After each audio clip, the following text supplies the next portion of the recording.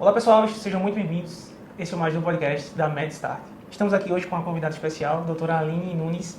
Ela que é especialista em ginecologista e obstetra, atua na área de infertilidade e reprodução humana e é a nossa convidada de hoje, uma vez que estamos no mês de março, que é o mês da conscientização e diagnóstico precoce da endometriose.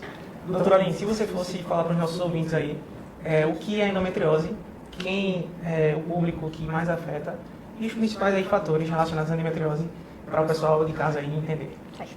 Então, a endometriose é uma doença que se caracteriza pela presença de tecido endometrial fora da cavidade uterina. Esse tecido é composto por glândulas e estromas. Existe a pergunta de por que ocorre a endometriose, e essa é uma pergunta que ainda não tem uma resposta definitiva.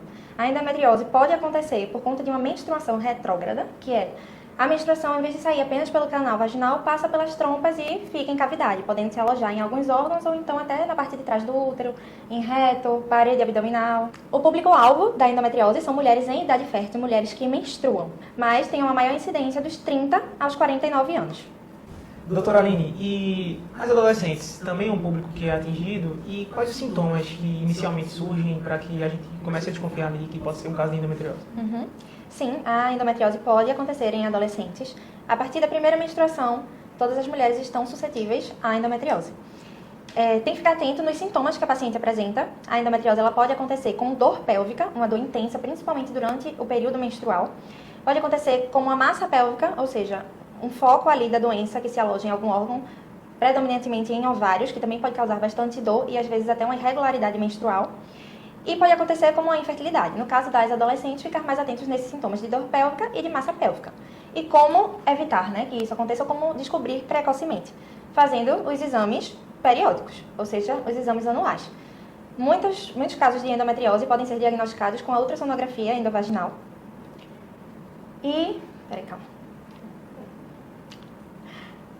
Muitos casos de endometriose podem ser diagnosticados com a ultrassonografia endovaginal. E alguns casos de endometriose profunda ou mais avançadas, a gente pode lançar mão da ressonância magnética, que ela tem uma maior sensibilidade e especificidade quando se fala da endometriose. Se você fosse falar de um caso que já aconteceu com você, assim, diferente, que o diagnóstico foi mais difícil, ou então que te chamou a atenção, você recorda de algum desses? Eu acho que os casos mais desafiadores do diagnóstico da endometriose é quando ela não se apresenta da forma típica. Como é a forma típica? Com dor ou com alguma massa pélvica que pode gerar essa dor ou uma mudança, uma irregularidade do ciclo menstrual. Muitos casos de endometriose, a pacientes são assintomáticas. Por exemplo, a endometriose que causa uma infertilidade. Muitas vezes a gente pega uma paciente que é uma infertilidade sem causa aparente e que só vai descobrir depois de muito tempo que tem uma endometriose associada, que pode ser a causa da infertilidade, porque a paciente não sente dor, não tem alteração do padrão menstrual e não consegue engravidar. Então quer dizer que dos ouvintes que estão assistindo esse podcast, alguém que está tentando, por exemplo, ter um filho, pode ser um caso de endometriose, né?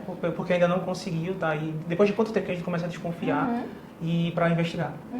Pacientes abaixo dos 35 anos que estão tentando engravidar pelo menos um ano e não tiveram sucesso, ou pacientes acima dos 35 anos que estão tentando engravidar pelo menos 6 meses e não tiveram sucesso, procurem um especialista para a gente fazer essa investigação.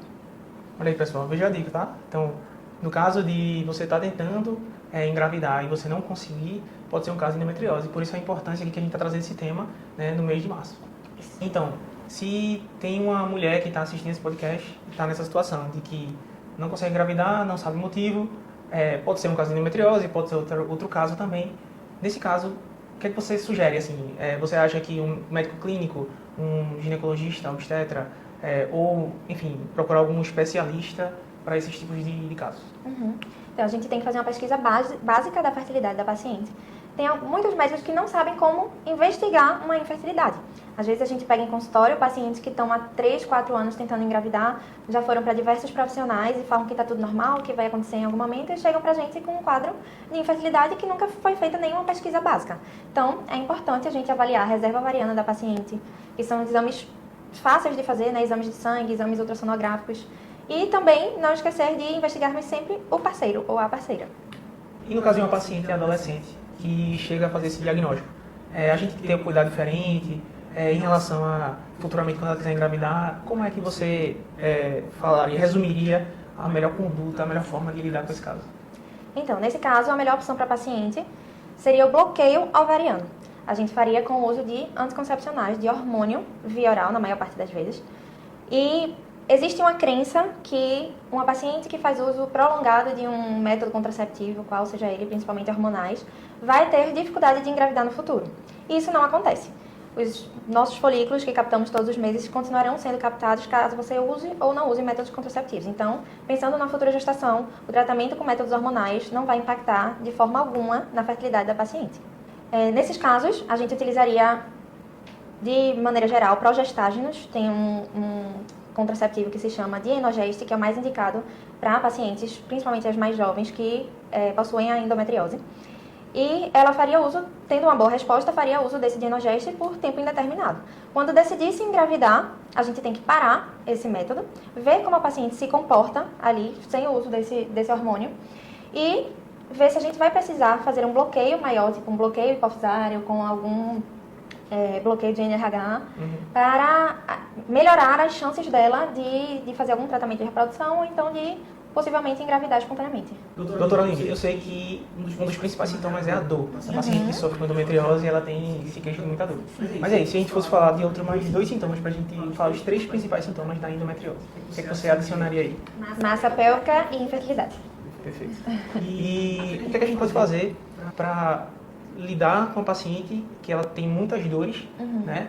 Essas dores, elas estão presentes em toda a área do ciclo, ou só no período menstrual? Como é que funciona isso aí? Isso varia muito de paciente para paciente. Tem pacientes que têm a dor principalmente no período menstrual ou no período pré-menstrual, mas tem pacientes que passam a ter dores durante todo o ciclo. Isso acontece mais numa endometriose mais avançada.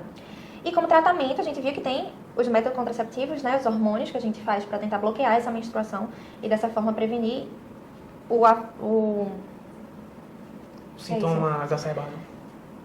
De prevenir a progressão da doença. Mas tem alguns casos que a gente não consegue tratar a endometriose apenas com hormônio. Então, tem alguns casos que a gente precisa lançar mão da cirurgia. E esses principais casos são os casos que a paciente tiver um endometrioma, que é um foco de tecido endometrial em ovários, ou tiver algum foco de endometriose em intestino, em região retal, que provoque essa dor e que não foi suficiente o tratamento hormonal. Nesses casos, aí precisaria fazer uma laparotomia para identificar os focos e serem retirados em cirurgia. Uma grande questão aí, que é muito importante também a gente abordar hoje, que é a questão de que muitos pacientes utilizam automedicação, né, anti-inflamatórios, para, por exemplo, controlar a dor. E a gente sabe, né, que isso não é algo que deve ser feito. Essa automedicação tem alguns perigos, né? A medicação pode ter efeitos renais deletérios, né? E aí, como que a gente pode orientar que a paciente deve lidar com a dor, assim, a medicação? Como que você falaria, assim, que seria importante em relação a isso? Acho que os anti-inflamatórios eles devem ser usados principalmente na fase aguda da doença, ou seja, na fase que a paciente está ali com bastante dor, a gente pode lançar mão de um anti-inflamatório como efeito analgésico e também como efeito anti-inflamatório que pode reduzir até a quantidade de sangramento nos focos de endometriose e até mesmo na própria menstruação. Mas não deve ser utilizado de forma prolongada, porque aí pode gerar esses efeitos colaterais, principalmente renais, e que podem ser deletérios para a paciente. O ideal é a gente utilizar analgésicos simples, mas acontece que às vezes a dor não passa, né? Com analgésicos simples a gente vê em urgência ginecológica chegando o paciente com endometriose que sentem muita dor, tem gente até que opta por fazer uma morfina, uma coisa mais, Então, um aviso para as pacientes que sentem dor pélvica, que às vezes nem tem ainda um diagnóstico de endometriose, ou até para as que têm mesmo, não se automedique. Vá no médico, procurar saber o que é que você pode utilizar, para a gente ver o que é que você se dá melhor, com que medicação você se dá melhor, e que a gente possa tratar não o seu sintoma, mas sim a causa da doença, os focos da doença. E é muito importante também que o médico generalista, que não está acostumado a dar o segmento a esse tipo de paciente, fazer referência, encaminhar o paciente para um médico especialista, que vai saber manejar aí o caso com mais especificidade, vai poder solicitar os exames, ver se existe alguma indicação cirúrgica, alguma indicação hormonal específica, né? Por isso que é importante aí a gente sempre referenciar os casos mais complexos da endometriose e dentre outras coisas no mundo da ginecologia. Por anemia, os pacientes que, por exemplo, tem a mãe que teve endometriose ou a avó que teve endometriose, elas também vão ter endometriose? Existe algum fator genético ou fator hormonal que está ligado ao surgimento dessa doença? Sim, existe um fator genético que estudos estão comprovando que pacientes que possuem mãe ou avó com o diagnóstico de endometriose possuem um risco de até 50% de chance de terem uma endometriose também. Sobre a questão hormonal, é relativo, porque o que é que acontece? A gente vê que pacientes que menstruam mais cedo por conta de fatores hormonais têm um risco aumentado de desenvolver endometriose ao longo da vida, porque vão ter mais ciclos menstruais ao longo da fase fértil. Doutora Aline, é verdade ou mito toda paciente que tem endometriose vai ser infértil, vai ter infertilidade? É um mito. 30 a 50% das pacientes com endometriose vão apresentar infertilidade. Doutora Aline, é verdade que o estilo de vida e a alimentação da paciente pode reduzir os sintomas e melhorar os casos de endometriose? Sim, é verdade. Uma alimentação saudável, balanceada e atividades físicas regulares podem diminuir os sintomas da endometriose e diminuir, inclusive, esses focos inflamatórios de tecido endometrial fora da cavidade. Então, vai se preconizar uma dieta anti-inflamatória, consulte sua nutricionista, de preferência especialista em infertilidade e endometriose. E o exercício físico também faz efeito anti-inflamatório e antioxidante. Quais são os 3 principais exames que são utilizados para o diagnóstico da endometriose, além do exame clínico? A ultrassonografia endovaginal, podendo ser feita ou não com preparo intestinal, sendo a realizada com preparo intestinal mais sensível para a detecção da endometriose, ressonância magnética de pelve e a laparotomia exploratória. E existe algum exame de sangue que a gente chega ao diagnóstico da endometriose? Então, existe um marcador, que é o CA125, que ele não é muito utilizado para diagnóstico da doença, mas ele é mais utilizado para acompanhar o tratamento e a evolução da doença. Digamos que a gente tem uma paciente com endometriose e a endometriose dela está avançada, a gente institui um tratamento. Então, a gente dosa esse CA125 no momento da descoberta e redosa após um certo tempo de tratamento, para saber se os níveis abaixaram ou se ficaram estáveis ou se aumentaram. Perfeito. Existem alguns casos que a paciente vai precisar aí fazer, por exemplo, o congelamento de óvulos, para se ela tem desejo de engravidar no futuro, por exemplo. Isso é uma das opções de tratamento. Mas aí, quando que a paciente deve pensar nisso? Será que toda paciente que tem endometriose vai precisar congelar óvulos se quiser engravidar? Como é que é isso? Como é que vocês fazem aqui na clínica? Então, cada caso é um caso, né? Não é uma regra, então a gente vai avaliar paciente e paciente. Saber se a doença manifestou alguma regressão durante todo esse tempo de tratamento, se ainda apresenta alguma massa pélvica e avaliar se o caso da paciente é para congelamento de óvulos, ou se aquela paciente não necessita de um congelamento e que a gente, tirando a medicação, ela vai ter condições de tentar engravidar espontaneamente. Doutora Aline, obrigado pela presença. O episódio de hoje foi muito relevante. Eu acho que tirou a dúvida de muita gente aí. A gente falou de muitas informações importantes. Eu já deixo o convite aqui para a gente fazer um novo podcast, falar sobre outro tema relevante, que, por exemplo, o câncer de colo de útero, a gente pode combinar. E é isso. Muito Ótimo. obrigado. Super top. Marcado.